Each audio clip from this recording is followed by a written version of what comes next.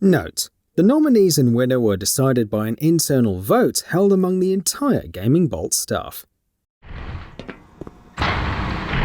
Hey, Mr. Freeman. I had a bunch of messages for you, but we had a system crash about, 20 minutes ago, and I'm still trying to find my files. Just one of those days, I guess. Nominees: XENOBLADE Chronicles Definitive Edition. With the XENOBLADE series finally having found mainstream success on the Nintendo Switch with 2017 XENOBLADE 2, Nintendo and Monolith Soft decided to give everyone a taste of the epic that started it all back in 2010. The original XENOBLADE was built for the Wii, but it has never shone and sung like it did on the Switch. Now finally free of the shackles that the Wii and 3DS imposed on the game, Monolith's gorgeous, breathtaking spectacle of a world came to life like never before. In the process, also sanding off some of the rough edges the original release had. XENOBLADE was lauded as one of the all-time genre greats when it originally launched, and 10 years later, it still stands toe-to-toe with genre giants. Demon's Souls. Similar to XENOBLADE, Demon's Souls was a chance provided by Sony for newer fans of FromSoft's Souls series to see how it all started. Demon's Souls was remade lovingly by masters of the craft Bluepoint. Made to showcase the PS5's incredible prowess, Demon's Souls is gorgeous, looking literally multiple generations beyond the original release, and indeed, looking far beyond any other Souls game to date. The graphical touch-up helps showcase just how far ahead of its time the original pioneering game really was, as little else has been touched, and Demon's Souls manages to far exceed most modern games on the market anyway. Kingdoms of Amalur Re-Reckoning. Big Huge Games and 37 Studios' Kingdoms of Amalur was a tale of missed potential. The game, while holding a lot of promise, was flawed, flaws which could easily have been addressed in a sequel. Unfortunately, that sequel was not to be. Until THQ Nordic acquired the IP. Maybe they planned to produce a sequel to the game, who knows? But whatever their reasons may have been, they did decide to lead with a remaster of the original game. Hilariously titled Re-Reckoning, this was a fairly conservative remaster, touching up the graphics and little else. In spite of that, however, the promise of that original game is still here, and we hope that we get to see a follow-up that finally delivers on the tantalizing glimpses of greatness this remaster brought to modern audiences this year. MAFIA Definitive Edition.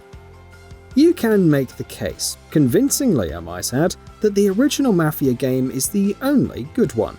So, it's fitting that its re-release got so much more effort, love and care lavished on it than the other re-releases and updates in the series that were released this year. Mafia's fantastic crime drama story holds up and still exceeds its own follow-ups. The core design of the game is surprisingly strong too. Mafia's decision to keep its campaign purely linear, keeping the sandbox separated from the story-driven proceedings, helped this game age far better than many other similar ones. While parts of the package such as the awkward and stiff shooting definitely mar the experience with the Definitive Edition a bit, on the whole it's a laudable update that definitely stands as one of the more ambitious ones we've seen. Super Mario 3D All-Stars. For Mario's 35th anniversary, Nintendo decided to bring 3 classic 3D Mario games to the Switch. Super Mario 64, Sunshine, and especially Galaxy are among the best, most influential games of all time, so the ability to play them on modern systems is definitely much appreciated, especially given how well they've held up. And yet, this release is fraught with poor decisions and baffling cut corners. The updates are minimal. Mario 64 wasn't even updated to be widescreen. There are little to no extras included either, which is perplexing for an anniversary celebration. And the decision to only have this be available for a time-limited window, including digitally, ranks as one of Nintendo's worst in recent memory. The only reason this collection manages to rise above this blend of poor decisions is because of how incredibly strong the games included are. Galaxy in particular can still rightly claim to be better than most games released on the market today, including most of Nintendo's own. Final Fantasy VII Remake. The long-awaited, almost mythical remake of Square's seminal 1997 RPG Final Fantasy VII released this year, after an incredibly long gestation period at last. And what a release it was. The graphics were modernized, standing toe-to-toe with the best lookers of the generation. The new ATB battle system straddles the line between real-time and turn-based so incredibly well, it's hard to see future Final Fantasy games using anything else. And the story, well, that's one thing that's bound to be controversial, in true modern Square fashion. No matter where you land on that, however, it's indisputable how ambitious and breathtakingly bold and daring this remake really was. Pikmin 3 Deluxe. Nintendo's Pikmin series has always been a victim of bad timing. So far, it's seen releases on GameCube and Wii U, two of their worst-selling consoles ever. So it made sense that Nintendo would want to give it another shot on the Switch. As far as their Wii U re-releases on the Switch go, Pikmin 3 Deluxe definitely ranks as one of the better ones. The real-time strategy game was included with all the content in the base game, the DLC, and some extra content included to boot. While the graphics are surprisingly poor for a re-release on a much more powerful system than the original one it released on the whole, this is Pikmin 3 in its best incarnation yet, and it being portable is just the cherry on the top. Tony Hawk's Pro Skater 1 and 2. In one of the weirdest twists of the last few years, Activision has somehow managed to consistently deliver some of the best, most thorough, and most value-for-money re-releases of classic games. Much like Crash Insane Trilogy and Spyro Reignited, Tony Hawk 1 and 2 is a thorough overhaul of the original two games in the skateboarding series, receiving such a from-the-ground-up polish that you'd be forgiven for not recognizing their roots. Add to that the incredibly low price, and this definitely stands as one of the best purchases you can make right now, even if you're not as big a fan of skateboarding games to begin with. Command & Conquer Remastered Collection.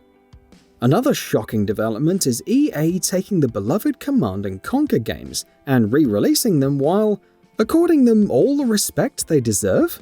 Huh?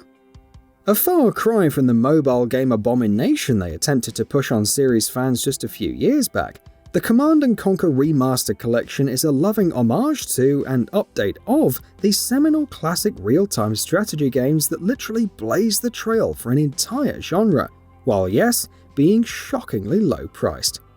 Hopefully, this means there's a new big-budget real-time strategy entry in this series that can rightfully claim to be a titan of the medium, and its development in the cards sometime in the future. Need for Speed Hot Pursuit Remastered. Hopefully Criterion can resuscitate EA's once proud Need for Speed racing series after the beatings it's taken over the last 3 years. However, in the meanwhile, there's this re-release of one of the last great games in the series.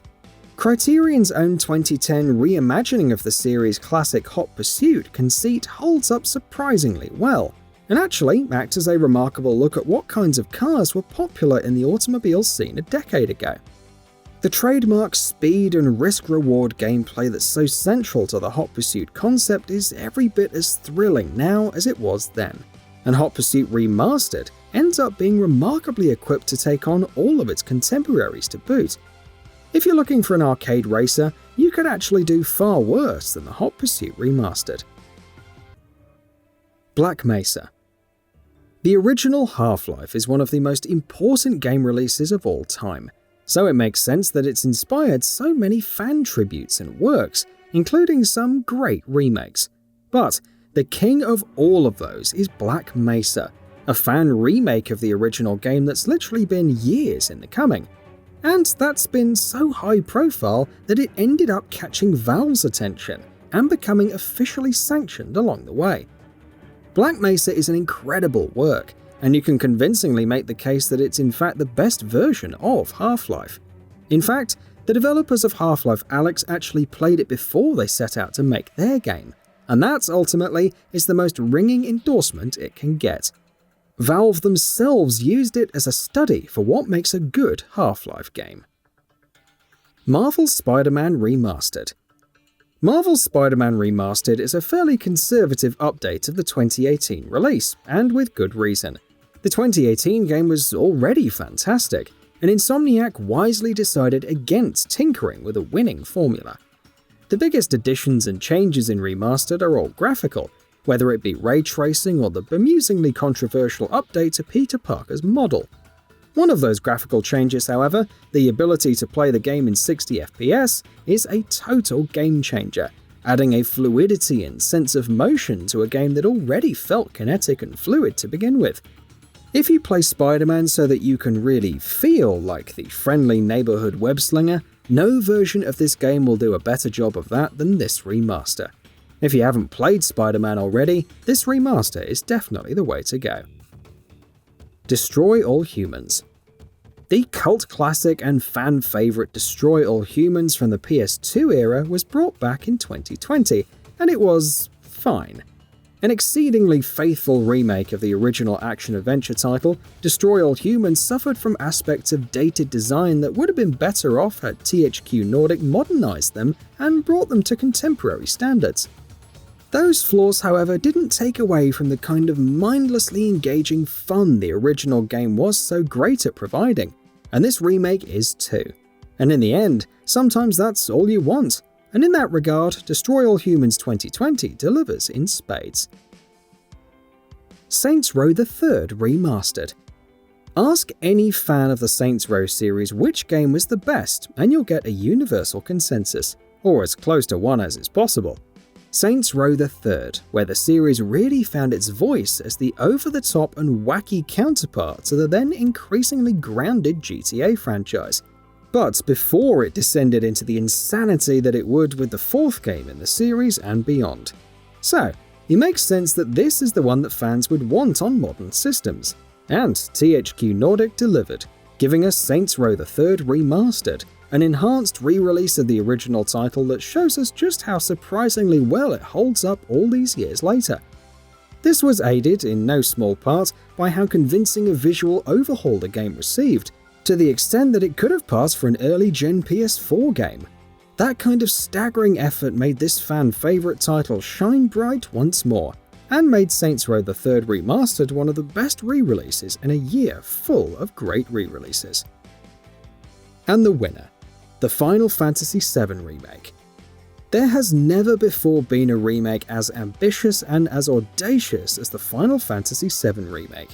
Square could have easily gotten away with just putting out a simple modernization of the old game.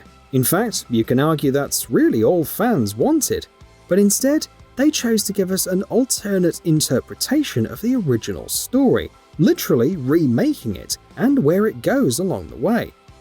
The changes to the story are of course the big eye-catching bullet points here, but every part of the package saw incredible updates, from the story to the gameplay to the surprisingly great voice acting to, of course, the gorgeous graphics.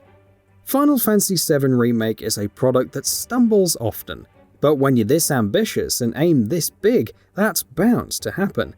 And in spite of those stumbles, I think we can all agree that FF7R gives us a truly unforgettable experience, one way or the other, for good or for bad. And that wraps it up. If you like what we're doing, please consider subscribing to our channel. We upload new videos daily, so make sure you don't miss them by subscribing. We appreciate your support, and we thank you for checking us out.